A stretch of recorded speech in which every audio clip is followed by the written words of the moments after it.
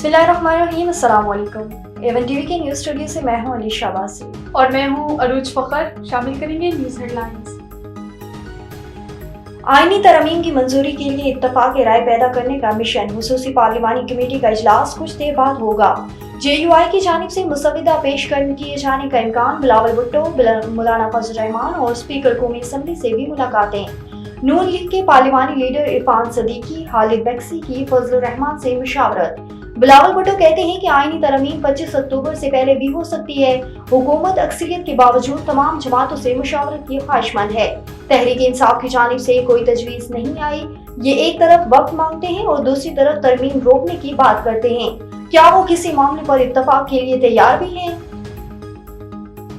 आईनी तरमीम के मामले पर पेशरफ्त हुई। हमारे मसविदे पर इत्तफाक होगा तो आईनी तरमीम पास हो जाएगी। इत्तफाक के राय के बगैर मंजूरी गैर इखलाकी होगी।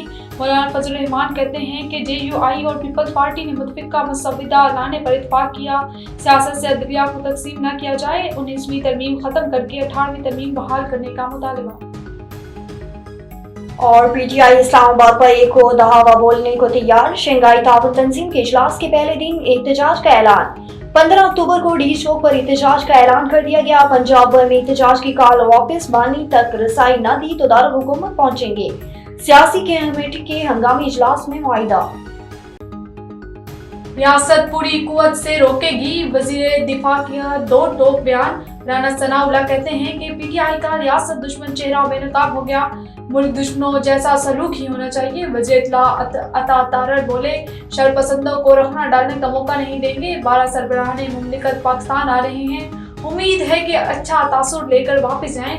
SCO सरबराही इजलास की तैयारियां मुकम्मल। फौज, पुलिस और रेंजर्स तैनात। वज़ीर-ए-आज़म को इंतजामात पर ब्रीफिंग।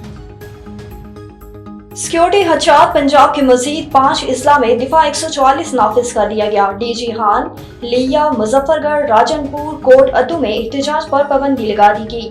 अवामी एहतजाज दहशतगर्दों के लिए सख्त टारगेट हो सकता है। न्यूज़ स्टूडियो से फिर वक्त इतना ही। मजीद खबरों और अपडेट्स के लिए देखते रहिए A1 TV। A1 TV, सब पे नजर, अंदर की खबर।